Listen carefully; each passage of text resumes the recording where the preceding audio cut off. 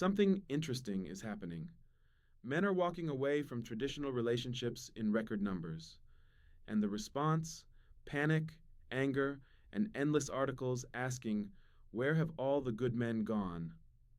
Men going their own way isn't just a fringe internet movement anymore. It's a growing trend of men who've looked at modern dating and relationships, done the math, and decided the juice isn't worth the squeeze, they're opting out. And this is creating a reaction that reveals something important. The anger isn't about concern for these men's well being. It's not worry that they're missing out on fulfillment. It's something else entirely. And understanding what's really driving this reaction tells you everything you need to know about power dynamics, social contracts, and what's actually valued in modern relationships. Today, I'm breaking down why men going their own way creates such strong reactions, what it reveals about the current dating landscape, and what this trend means for the future of relationships between men and women. This isn't about taking sides, it's about observing patterns and understanding the psychology behind the panic. Let's get into it. The foundation: why men are opting out. Before understanding the reaction, you need to understand what's driving men away from traditional relationships. Modern men are doing a cost benefit analysis and finding the numbers don't work. The costs of relationships have increased while the benefits have decreased, creating a situation where many men rationally choose to opt out. The costs look like this: tremendous time and energy investment in dating, financial expectations that haven't adjusted despite income equality, divorce laws that heavily favor women in most jurisdictions, risk of false accusations with minimal due process, social expectation to perform traditional provider roles without receiving traditional relationship benefits. The benefits look like this: companionship you can get from your friends, intimacy you can get casually without commitment, domestic support you can hire or do yourself, status that no longer requires a wife and family to achieve. When you break it down objectively, many men are concluding that serious relationships offer diminishing returns while carrying increasing risks. This isn't misogyny, it's risk assessment. Add to this that many men have watched their fathers get destroyed in divorce courts. They've seen friends lose their kids, their houses, their futures in separations. They've experienced or witnessed false accusations that ruined careers. They've been burned by relationships where they invested everything and lost spectacularly. These aren't abstract concerns. They're lived experiences that inform decision making. When the potential downside includes financial ruin, loss of children, false accusations, and years of legal battles, many men are choosing to avoid the game entirely. There's also a generational factor. Young men today grew up seeing higher divorce rates, watching their mothers benefit from divorce settlements, observing family court outcomes, and hearing constant messaging that traditional masculinity is toxic. While traditional male sacrifice is expected, this creates cognitive dissonance. Be a provider, but providers are oppressors. Be a protector, but masculinity is toxic. Sacrifice yourself for family, but also be emotionally vulnerable and prioritize self-care. The contradictory expectations make the whole game seem unwinnable, so they're opting out. Not from women entirely in many cases, but from serious commitment, marriage, cohabitation, and the legal and social contracts that historically bound men to traditional roles. The panic response. Now, here's where it gets interesting. The response to men opting out isn't understanding or acceptance. It's anger, shaming, and attempts to push men back into the game. Articles appear constantly. The crisis of single men. Why men need to step up. Where have all the good men gone? The framing is always the same. Men withdrawing is a problem that needs solving, not a choice that should be respected. Women express frustration on social media about men not wanting commitment. Dating coaches create content about the epidemic of men avoiding serious relationships. Relationship experts write think pieces about how men need to mature and take responsibility. The response reveals something important.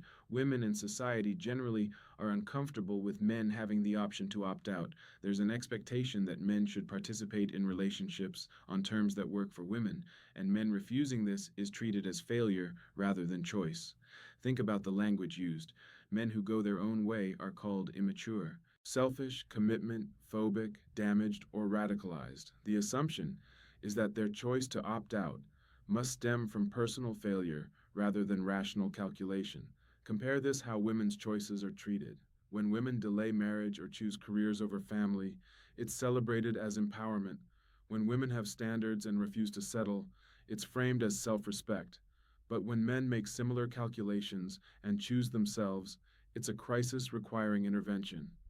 This double standard reveals the panic isn't about concern for men, it's about concern for what men opting out means for women and for social structures that depend on male participation and sacrifice.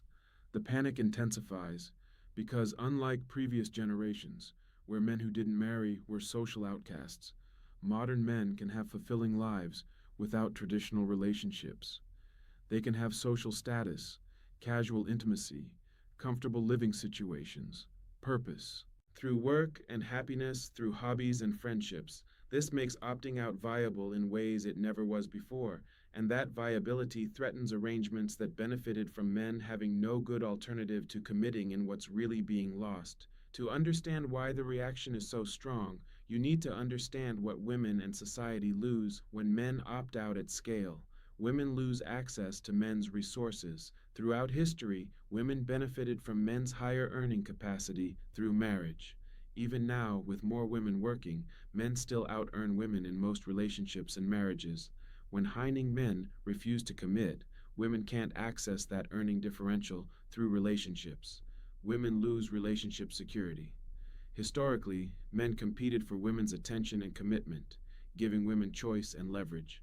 But when men withdraw from serious relationships, the dynamic flips. Women who want marriage and family find fewer men willing to provide that, reducing their options and power. Society loses male sacrifice. Married men work harder, earn more, take fewer risks, and contribute more to communities than single men. They're stabilized by family obligations. When men opt out of family formation, they often reduce their economic contribution since they're only supporting themselves. The marriage market loses balance when significant numbers of men withdraw. It creates a shortage of men willing to commit. This shifts power dynamics away from women, especially women seeking traditional relationship structures like marriage and children. Future planning becomes uncertain. Many women plan life trajectories around eventually finding a partner, getting married, potentially having children. When men willing to participate in these plans become scarce, it disrupts women's life planning and creates anxiety about futures that may not materialize. Intergenerational transfer breaks down. Society depends on new generations. When men opt out of family formation at scale, birth rates drop, and the demographic structures that support societies start failing. This isn't about individual women being gold diggers or society being malicious. It's about structures that evolved over thousands of years suddenly not working because one party is refusing their traditional role while expecting the other party to maintain theirs, the shaming tactics. Because men opting out threatens these interests, substantial pressure gets applied to push men back into the game. This pressure comes through several shaming tactics, accusations of immaturity. Real men commit, grow up, and settle down. You're afraid of responsibility. The message is that choosing not to participate in traditional relationships means you're developmentally stunted or cowardly, claims of missing out. You'll die alone. You'll regret not having kids. You'll never know real love. The message is that opting out means sacrificing the best parts of life, implying men who make this choice will inevitably be miserable. Implications of inadequacy. You're not man enough. Women don't want you anyway. You're just bitter because you can't get a woman. The message is that opting out isn't a choice, but a failure, suggesting these men are rejected rather than choosing to reject. Accusations of selfishness. You're thinking only about yourself. What about building something with someone? Relationships require sacrifice. The message is that men who prioritize themselves are morally deficient compared to men who sacrifice for relationships. These shaming tactics reveal the discomfort with men having options. If men's choice to opt out were truly about personal failure, there would be no need for shaming. The shaming exists precisely because the choice is viable and threatening. The tactics also reveal what's actually valued: men's utility, not men's, happiness, fulfillment, or well being.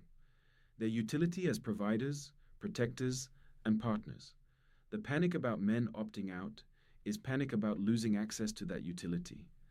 If the concern were genuinely about men's well being, the response would be, what's making relationships unappealing to men? How can we address their concerns? Instead, the response is, how do we shame or manipulate men back into participating?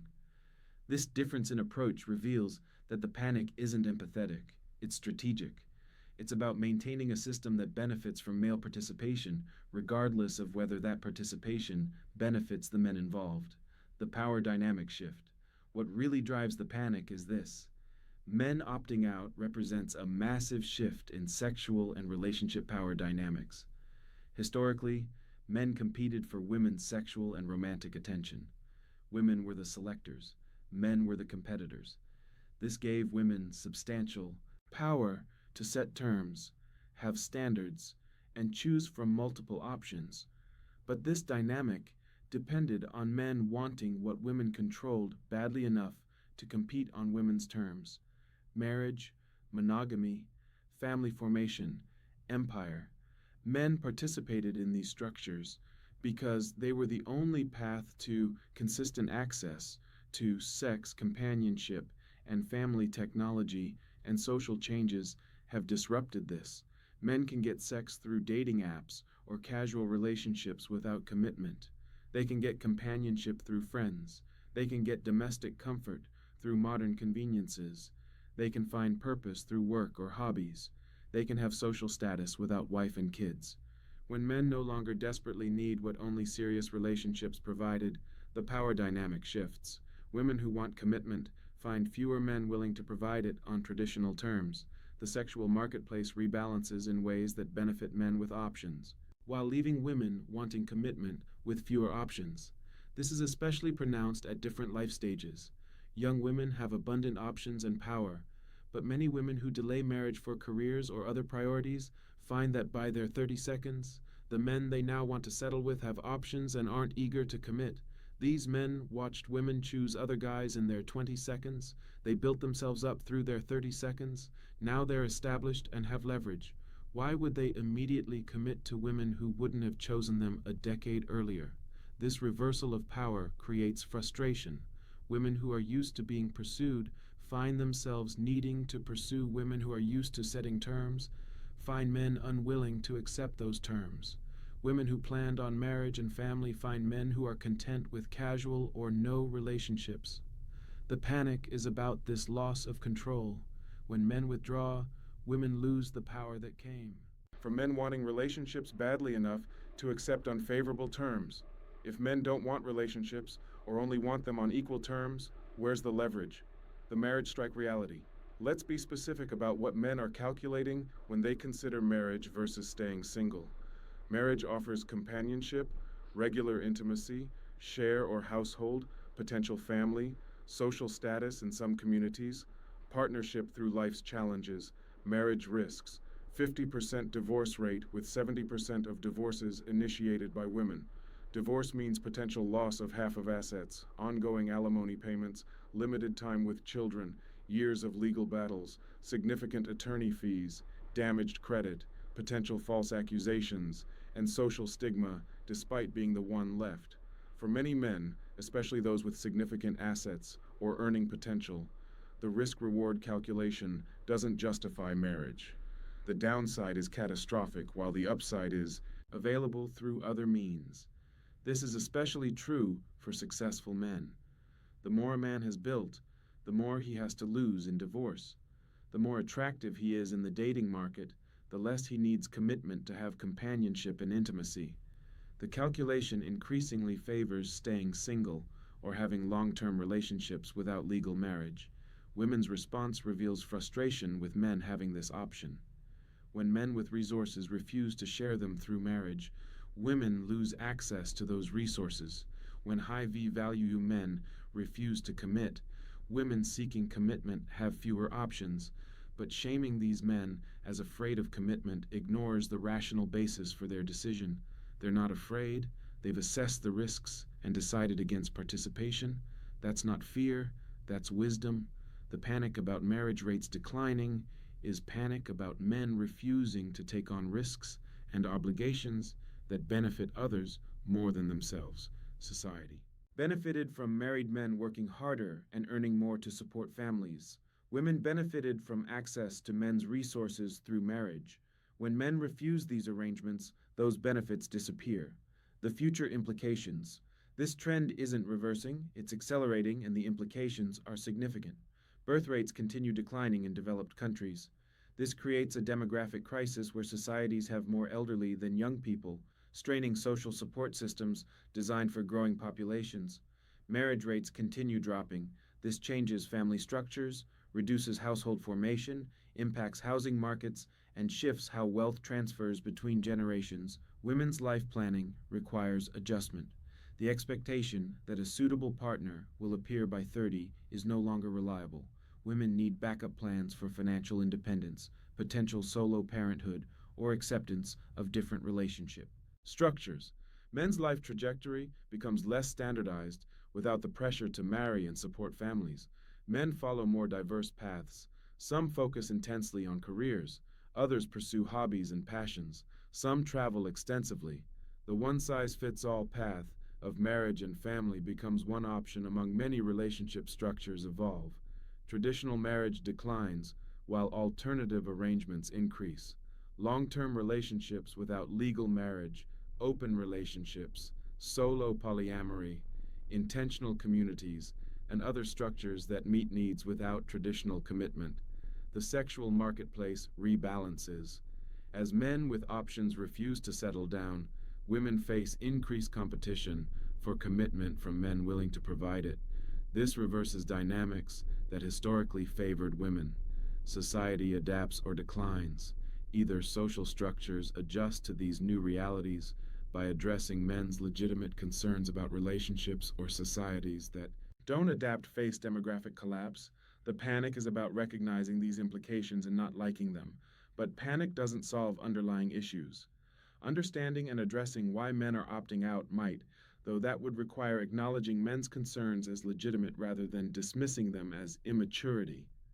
Until that shift happens, expect more men to go their own way, not because they hate women, not because they're damaged or immature, but because they've done the math and chosen themselves, and the panic about that choice reveals everything you need to know about whose interests the traditional arrangement was really serving.